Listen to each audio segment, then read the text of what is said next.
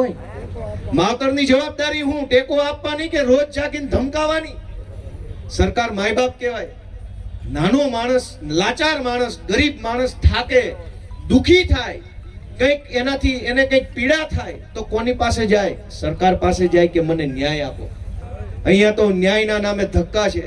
ગામ પંચાયતમાં જાઓ કે મામલતદારમાં જાઓ કે ટીડીઓમાં જાઓ કે વન વિભાગમાં જાઓ કે કોઈ પણ સરકારી કચેરીમાં જાઓ, જાણે કે એ લોકો આપણને ધમકાવવા માટે જ બેસાડ્યા હોય ને એવું વર્તન કરે છે. મારી વાત સાચી છે કે ખોટી? 4-5 જણાએ સાચી કીધું એનો ખૂબ ખૂબ આભાર. હવે આમાં શું થાય? આ સાતલપુર ગામમાં આપણે બેઠા છીએ, સાંભળજો. મેં હમણાં એમ પૂછ્યું કે વાત સાચી કે ખોટી, તો 3 જણાએ કીધું સાચી ભાઈ. હવે બાકી ના સાંભળ્યું. હવે રેકોર્ડિંગ થાય છે ચારે બાજુ.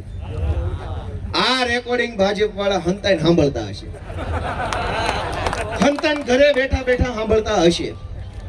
પહેલા તો એને કેમેરામાં અહીંયા તો આવી શકે નહીં, કેમ કે આ તો ઈમાનદાર માણસ હોય જાય બેહી કે, બાકીના ને તાપ લાગે. અહીં થોડું બેહાય, આ તો પવિત્ર સભા છે. અહીં રાક્ષસ નું આવી શકે, અહીંયા સીધો માણસ હોય બેહી શકે.